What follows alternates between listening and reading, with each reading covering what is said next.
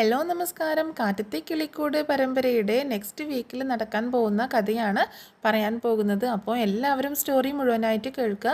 Support ചെയ്യാൻ മറക്കരുത് കേട്ടോ. നമ്മുടെ ചാനൽ ആദ്യമായിട്ട് കാണുന്നവരാണെങ്കിൽ സബ്സ്ക്രൈബ് ചെയ്യാനും വീഡിയോ ഒന്ന് ലൈക്ക് ചെയ്യാനും ഹൈപ്പ് എന്നൊരു ഓപ്ഷൻ ഉണ്ട്, അതുകൂടി ക്ലിക്ക് ചെയ്യാനും മറക്കരുത് കേട്ടോ. എന്നാൽ നേരെ സ്റ്റോറിയിലേക്ക് പോകാം.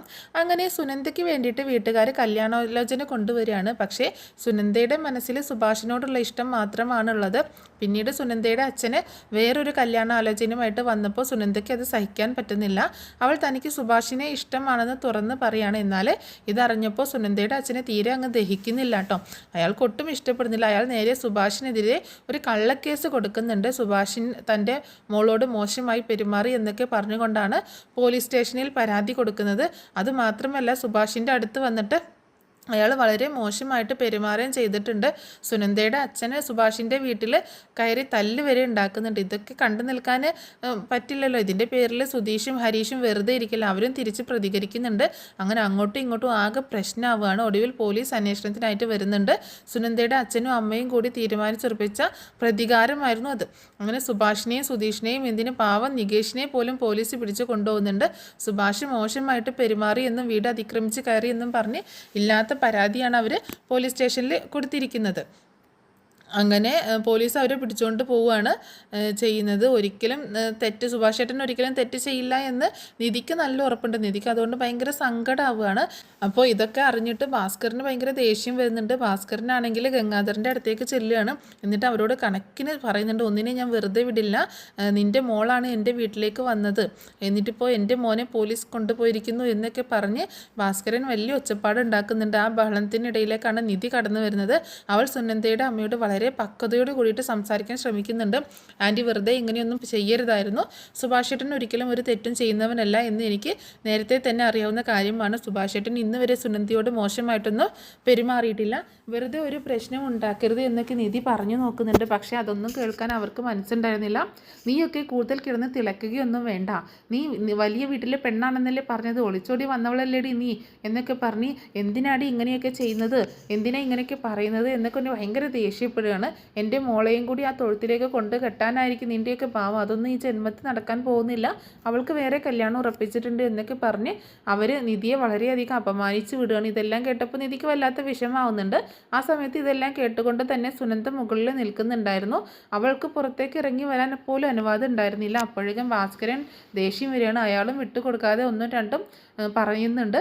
ഈ ബഹളത്തിനിടയിൽ ആരും കാണാതെ നിധി പതുക്കെ സുനന്ദയുടെ മുറിയുടെ ജനലിൻ്റെ ഭാഗത്തേക്ക് നീങ്ങുകയാണ്. ജനലിൽ അപ്പുറം നിന്ന് ഇതെല്ലാം കേൾക്കുന്നുണ്ടായിരുന്നു സുനന്ദ. നിധി സുനന്ദയോട് പതിഞ്ഞ സ്വരത്തിൽ സംസാരിക്കാൻ തുടങ്ങി. സുനന്ദ, നീ വന്ന് പോലീസ് സ്റ്റേഷനിൽ സത്യം പറയണം, എങ്ങനെയെങ്കിലും അവരെ നീ പോലീസ് സ്റ്റേഷനിൽ നിന്ന് ഇറക്കണം. നീ വന്ന് ഇതൊരു കള്ളപ്പരാതിയാണെന്ന് പറയാതെ ഒരു കാരണവശാലും അവർക്ക് അവിടെ നിന്ന് ഇറങ്ങാൻ പറ്റില്ല എന്ന് പറയണം. ഇത് കേട്ടിട്ട് സുനന്ദ കരഞ്ഞുകൊണ്ട് പറയുന്നുണ്ട്, എനിക്ക് ഇവിടെ നിന്ന് ഇറങ്ങാൻ പറ്റുമെന്ന് തോന്നുന്നില്ല ചേച്ചി, ഞാൻ ഇറങ്ങിക്കഴിഞ്ഞാൽ വലിയ പ്രശ്നമാകും, എനിക്ക് എന്ത് ചെയ്യണമെന്ന് പോലും അറിയില്ല എന്ന് പറയണം. ഒരിക്കലും സുഭാഷ് ചേട്ടൻ എന്നോട് ഇതുവരെ മോശമായിട്ടൊന്നും പെരുമാറിയിട്ടില്ല, പക്ഷേ അത് ഇവിടെ പറഞ്ഞിട്ടൊന്നും കാര്യമില്ല എന്ന് പറയാണ്. നിധി അവളോട് പറയുന്നുണ്ട്, നീ പോലീസ് സ്റ്റേഷനിൽ വന്ന് പറയണം, നിരപരാധിയായ നികേഷ് വരെയാണ് ഇപ്പോൾ അതിനകത്ത് കിടക്കുന്നത്, ഇതൊരു പെണ്ണ് കേസാണ്, ഇതിനെതിരെ നീ പ്രതികരിച്ചില്ല എങ്കിൽ അവർക്ക് പണി കിട്ടും, അവർ ജയിലിലായിരിക്കുകയും ചെയ്യും. സുനന്ദ നിസ്സഹായതോടുകൂടി പറയണം, എനിക്ക് എന്ത് ചെയ്യാൻ പറ്റും, എൻ്റെ അവസ്ഥ ഒന്ന് ഓർത്തു നോക്കി എന്ന് പറഞ്ഞ് കരയണം. ഒടുവിൽ നിധി സുനന്ദയുടെ ഫോൺ നമ്പർ വാങ്ങിക്കുകയാണ്. താൻ ചിലപ്പോൾ സ്റ്റേഷനിൽ ഞാൻ വിളിക്കാം, അപ്പോഴേക്കും നീ എന്തായാലും കോൾ എടുക്കണം എന്ന് പറയുന്നുണ്ട്. അങ്ങനെ പറഞ്ഞ് ആശ്വസിപ്പിക്കുകയാണ്. പിന്നീട് അവർ സംസാരിച്ചുകൊണ്ടിരിക്കുമ്പോൾ സുനന്ദയുടെ അമ്മ ഒച്ച കേട്ട് വരുന്നുണ്ട്. നിധി പെട്ടെന്ന് തന്നെ അവിടെ നിന്ന് മാറിപ്പോവാണ്. അവിടെ ഇനിയും നിൽക്കുന്നത് പന്തികേടാണെന്ന് അവൾക്കറിയാം. സുനന്ദയെ കൂട്ടിക്കൊണ്ടു പോകാനും പറ്റില്ലല്ലോ. പിന്നീട് നിധി നേരെ പോലീസ് സ്റ്റേഷനിലേക്ക് ചെല്ലുകയാണ്. അവിടെ ചെന്നപ്പോൾ സുഭാഷിനെയും സുധീഷിനെയും നികേഷിനെയും ഒക്കെ ഒരു ബെഞ്ചിൽ ഇരുത്തിയിരിക്കുന്നത് കാണുന്നുണ്ട്. അവർക്കെതിരെ കേസ് ഫയൽ ചെയ്തുകൊണ്ടിരിക്കുകയാണ്. നിധി നേരെ അങ്ങോട്ടേക്ക് ചെല്ലുന്നുണ്ട്. സാറേ, ഇവരൊരു തെറ്റും ചെയ്തിട്ടില്ല, ഇവരെ വെറുതെ വിടണം എന്ന് പറയുമ്പോൾ നീ ആരാടി എന്ന് ചോദിക്കുകയാണ്. ഇവരെ ഇവിടെ നിന്ന് കൂട്ടിക്കൊണ്ടുവന്ന സമയത്ത് ഞാൻ അവിടെ ഉണ്ടായിരുന്നു എന്ന് നിധി പറയണം. അത് ശരിയായിക്കോട്ടെ, താൻ ആരാണെന്ന് പറയുന്ന പോലീസുകാരൻ കടുപ്പിച്ച് ചോദിക്കുന്നുണ്ട്. ഒടുവിൽ നിധി അത് പറയുകയാണ്, ഞാൻ സുധീഷിൻ്റെ ഭാര്യയാണ് എന്ന്. അത് കേട്ടപ്പോൾ പോലീസുകാരൻ പരിഹസിക്കുകയാണ്. നിധി വിട്ടുകൊടുത്തില്ല സാറേ, ഒരാളുടെ ഭാഗം മാത്രം കേട്ടിട്ട് ഇങ്ങനെ നടപടി എടുക്കരുത്. ആ പെൺകുട്ടിയോട് ചോദിച്ചോ എന്തെങ്കിലും സംഭവിച്ചിട്ടുണ്ടോ എന്ന്? പെൺകുട്ടിയുടെ മൊഴി രേഖപ്പെടുത്തണമല്ലോ. അതൊന്നും ചെയ്യാതെ ഇവർക്കെതിരെ കേസെടുക്കരുത്. സത്യാവസ്ഥ അതൊന്നുമല്ല. സുഭാഷേട്ടൻ ഒരിക്കലും അങ്ങനെയൊന്നും ചെയ്തിട്ടില്ല. സുനന്ദ എപ്പോഴും അങ്ങോട്ടേക്ക് വരികയാണ് പതിവ്. സുഭാഷേട്ടൻ അങ്ങോട്ടേക്ക് പോകാറില്ല. പക്ഷേ പോലീസുകാരൻ പറയണം ഞങ്ങൾക്ക് കേസ് എടുക്കാതിരിക്കാൻ പറ്റില്ല, ഇത് പെണ്ണ് കേസാണ്. നിധി കെഞ്ചെന്ന പോലെ പറയുന്നുണ്ട്. സാറേ, സാർ ഒരു വട്ടമെങ്കിലും അവിടെ പോയി ഒന്ന് നോക്ക്. അവിടെ ചെന്ന് ആ കാര്യങ്ങളൊക്കെ ഒന്ന് അന്വേഷിക്കുക. ആ വീടിനെ കുറിച്ച് ചോദിച്ചു കഴിഞ്ഞാൽ ആരും ഇതിനെപ്പറ്റി നല്ല വാക്ക് പറയില്ല. നിധിയുടെ സംസാരം കേട്ട് സുഭാഷിനും മറ്റുള്ളവർക്ക് സങ്കടമാവുകയാണ്. സുഭാഷ് പറയാണ് ഞങ്ങളൊരു തെറ്റും ചെയ്തിട്ടില്ല സാറേ. അപ്പോൾ പോലീസുകാരൻ ചോദിക്കുകയാണ് നിങ്ങൾ അവിടെ വീട് കയറി ആക്രമിച്ചില്ലേ, അവരെ അടിക്കുകയൊക്കെ ചെയ്തില്ലേന്ന് ചോദിക്കുന്നുണ്ട്. സുധീഷ് പറയാണ് അടിച്ചതിന് കാരണമുണ്ട്, ഞങ്ങളുടെ ചേട്ടനെ ആദ്യം അവർ തല്ലി, അതുകൊണ്ടാണ് ഞങ്ങൾ തിരിച്ച് തല്ലിയത് എന്ന് പറയണം. ഇത് വീണ്ടും ഇടപെടുന്നുണ്ട്. സാറേ, അവിടെ എന്തെങ്കിലും ഒന്ന് ചെയ്തേ മതിയാവൂ, അല്ലെങ്കിൽ നിരപരാധികളെ അകത്തിടാൻ പോവുകയാണ്. ഒരു കാര്യം ചെയ്യാൻ, ഞാൻ സുനന്ദയെ ഫോൺ വിളിക്കാം, സാർ അവളോടൊന്ന് സംസാരിക്കാമോ? അങ്ങനെ പോലീസുകാരനോട് സംസാരിച്ചതിന് ശേഷം നിധി ഫോണുമായി പുറത്തു വരികയാണ്. ഈ സമയത്ത് തന്നെ സുനന്ദയുടെ വീട്ടിൽ അവളുടെ അമ്മ വന്ന് പെണ്ണ് കാണലിന് ഒരുങ്ങാൻ വേണ്ടി നിർബന്ധിച്ചുകൊണ്ടിരിക്കണം. അന്ന് ചെക്കനും കൂട്ടുകാരൊക്കെ പെണ്ണ് കാണാൻ വരുന്നുണ്ട്. എനിക്ക് പറ്റില്ല അമ്മയെന്ന് സുനന്ദ പറഞ്ഞപ്പോൾ നിന്നോടാണ് മര്യാദക്ക് റെഡിയാവാൻ പറയുന്നത് എന്ന് പറഞ്ഞ് ഒച്ച വെക്കുന്നുണ്ട്. അല്ലെങ്കിൽ നിന്നെ ഞാൻ കാണിച്ചു തരാമെന്നൊക്കെ ഭീഷണിപ്പെടുത്തുകയാണ്. ഗത്യന്തരമില്ലാതെ സുനന്ദ സാരിയൊക്കെ ചുറ്റിയിരിക്കുകയാണ്. അപ്പോഴാണ് ഫോൺ ബെല്ലടിക്കുന്നത്. നിധിയാണ് വിളിക്കുന്നത്. നിധി ചോദിക്കുകയാണ് സുനന്ദ ഞാൻ പറയുന്നത് കേൾക്കുന്നുണ്ടോ? ഇവിടെ വന്ന് പോലീസുകാരനോട് സംസാരിക്കണം. സുനന്ദ പറയണം എന്നെക്കൊണ്ട് പറ്റില്ല, എന്നെ ഇവിടെ നിന്ന് പറഞ്ഞയക്കില്ല, ഞാനിവിടെ ലോക്ക്ഡ് ആണ് എന്നൊക്കെ പറയുന്നുണ്ട്. ഞാൻ എന്തെങ്കിലും ചെയ്തു കഴിഞ്ഞാൽ ഇവരെന്നെ കൊന്നു കളയും എന്നാണ് പറഞ്ഞിരിക്കുന്നത്. നിധി ഒരു ഭയം പറയാണ് ഞാൻ അവിടെ വന്ന് വീഡിയോ കോൾ വിളിക്കാം, അപ്പോൾ നീ സത്യാവസ്ഥ തുറന്ന് പറയണമെന്ന് പറയണം. സുനന്ദ സമ്മതിക്കുന്നുണ്ട്. നിധി സന്തോഷത്തോടു കൂടിയിട്ട് പോലീസുകാരനോട് പറയുന്നുണ്ട് സാറേ സുനന്ദ വീഡിയോ കോൾ വരും. വീഡിയോ കോൾ വന്നപ്പോൾ സുനന്ദ എടുക്കാൻ നോക്കിയതും അമ്മ അങ്ങോട്ടേക്ക് വരികയാണ്. നീ ഇത് എവിടെയാണ്, നീ ഇവിടെ എന്തെടുക്കുകയാണ് എന്ന് ചോദിച്ച് ഫോൺ പിടിച്ച് വാങ്ങുന്നുണ്ട്. നിധിയാണെന്ന് മനസ്സിലായപ്പോൾ അമ്മയ്ക്ക് ദേഷ്യം വരികയാണ്. ഇനി ഇവളോട് സംസാരിക്കേണ്ട, നിന്നെ കാണാൻ ചെറുക്കനും കൂട്ടുകാരും വരാറായി എന്ന് പറഞ്ഞ് ഫോൺ വാങ്ങിച്ചുകൊണ്ട് പോകുന്നുണ്ട്. ഫോൺ എടുക്കാത്തത് കൊണ്ട് പോലീസുകാരൻ നിധിയോട് പറയുന്നുണ്ട്. വിളിച്ചിട്ട് അവർ ഫോൺ എടുക്കുന്നില്ലല്ലോ.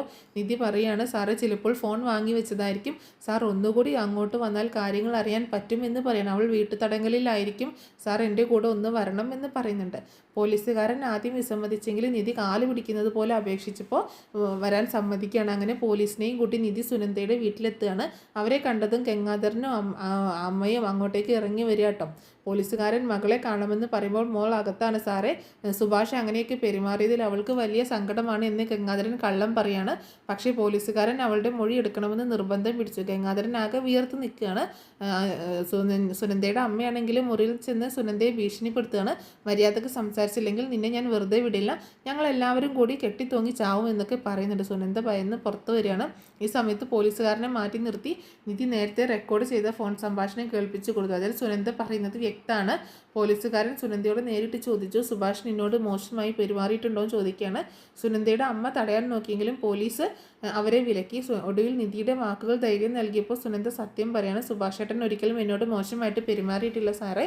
ഇതോടെ പോലീസുകാരൻ ഗംഗാധരനോട് കയർക്കാണ്. കള്ളപ്പരാതി നൽകിയതിന് അയാളെ ചീത്ത പറയുന്നുണ്ട്.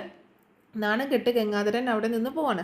സ്റ്റേഷനിൽ വെച്ച് സുധീഷിനോടും സുഭാഷിനോടും ഒപ്പിട്ട് പൊക്കോളാൻ പോലീസ് പറയുന്നുണ്ട്. നിധി എല്ലാവരെയും കൂട്ടി പുറത്തേക്ക് വരികയാണ്. അന്ന് രാത്രി ഭക്ഷണം കഴിക്കുമ്പോൾ സുഭാഷ് പറയാണ് നിധി ഇല്ലായിരുന്നുവെങ്കിൽ ഞങ്ങൾക്ക് ഇപ്പോൾ പുറത്തിറങ്ങാൻ പറ്റില്ലായിരുന്നു, ഞങ്ങൾ ജയിലിലായേനെ എന്ന് പറയുന്നുണ്ട്. സുധീഷിന് വലിയ അഭിമാനം തോന്നുന്നുണ്ട്. പിന്നീട് സാന്ദ്ര വിളിച്ച് നിധിയെ കാണണമെന്ന് പറയുന്നുണ്ട്. നിധിയും സുധീഷും റെസ്റ്റോറൻറ്റിലേക്ക് പോകുന്നുണ്ട്. നിധി സത്യാവസ്ഥ സാന്ദ്രയോട് പറയാണ്.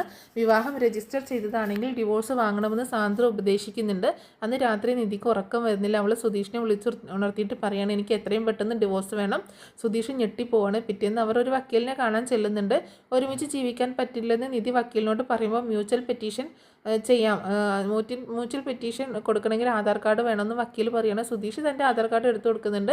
പക്ഷേ നിധിക്ക് ആധാർ കാർഡ് ഇല്ലായിരുന്നു. ആധാർ ഇല്ലാതെ എങ്ങനെ വിവാഹം രജിസ്റ്റർ ചെയ്തു എന്ന വക്കീലിൻ്റെ ചോദ്യം സുധീഷിനെ ടെൻഷനിലാക്കുന്നുണ്ട്. തിരികെ വരുമ്പോൾ നിധിക്ക് സുധീഷിനെ സംശയമായി. വീട്ടിലെത്തിയ ഉടനെ നിധി മുറിയിലേക്ക് പോയി. സുധീഷ് തൻ്റെ ചതി പിടിക്കപ്പെടുമോ എന്ന് ഭയപ്പെട്ട് അങ്ങനെ കിടക്കാൻ. അന്ന് രാത്രി സുധീഷ് കുളിക്കാൻ കയറിയപ്പോൾ നിധി അവൻ്റെ ഫോൺ എടുത്ത് നോക്കി. മൈ വൈഫ് എന്ന ഫോൾഡറിൽ തൻ്റെ ഫോട്ടോകളും ആധാർ കാർഡിൻ്റെ കോപ്പിയും ഒപ്പും കണ്ട നിധി ഞെട്ടിപ്പോയി. സുധീഷ് കുളി കഴിഞ്ഞ് വന്നപ്പോൾ നിധി പൊട്ടിത്തെറിക്കുകയാണ്. എൻ്റെ അനുവാദമില്ലാതെ കള്ളം ഒപ്പിട്ട് എന്നെ ചതിച്ചതാണല്ലേ എന്ന് ചോദിക്കുമ്പോൾ സുധീഷ് അവളുടെ കാലിൽ വീണ് മാപ്പ് പറയുന്നുണ്ട്. നിന്നെ നഷ്ടപ്പെടുമോ എന്ന പേടി കൊണ്ടാണ് അങ്ങനെ ചെയ്തത്. എനിക്ക് നിന്നെ അത്രയ്ക്ക് ഇഷ്ടമാണ് എന്ന് പറഞ്ഞ് ഞാൻ കരയാണ്. ഈ സമയത്ത് പുറത്ത് വലിയ ബഹളം കേട്ട് സുനന്ദയും സുഭാഷും ഓടി വരികയാണ്. പിന്നാലെ ഗംഗാധരനെ നാട്ടുകാരും. ഇനി പിരിയാൻ പറ്റില്ല, ഞങ്ങൾ മരിക്കാൻ തയ്യാറാണ് എന്ന് സുഭാഷ് പറയാണ്. നിധി ഗംഗാധരനെ തടഞ്ഞു നിർത്തുന്നുണ്ട്. ഇനിയും പ്രശ്നമുണ്ടാക്കിയാൽ പോലീസ് വീണ്ടും വരും എന്ന് അവൾ മുന്നറിയിപ്പ് നൽകുന്നുണ്ട്. ഗംഗാധരൻ അവിടെ നിന്ന് പോകണം. എല്ലാം ശാന്തമായപ്പോൾ സുനന്ദ പറയണം, ചേച്ചി ഇല്ലായിരുന്നുവെങ്കിൽ ഞങ്ങൾ ഇന്ന് ജീവനോടെ ഉണ്ടാവില്ലായിരുന്നു എന്ന് പറയണം. ഒടുവിൽ സുധീഷ് നിധിയോട് പറഞ്ഞു, നിനക്ക് പോകണമെങ്കിൽ പോകാം, നാളെ നമുക്ക് ഡിവോഴ്സ് ചെയ്യാം.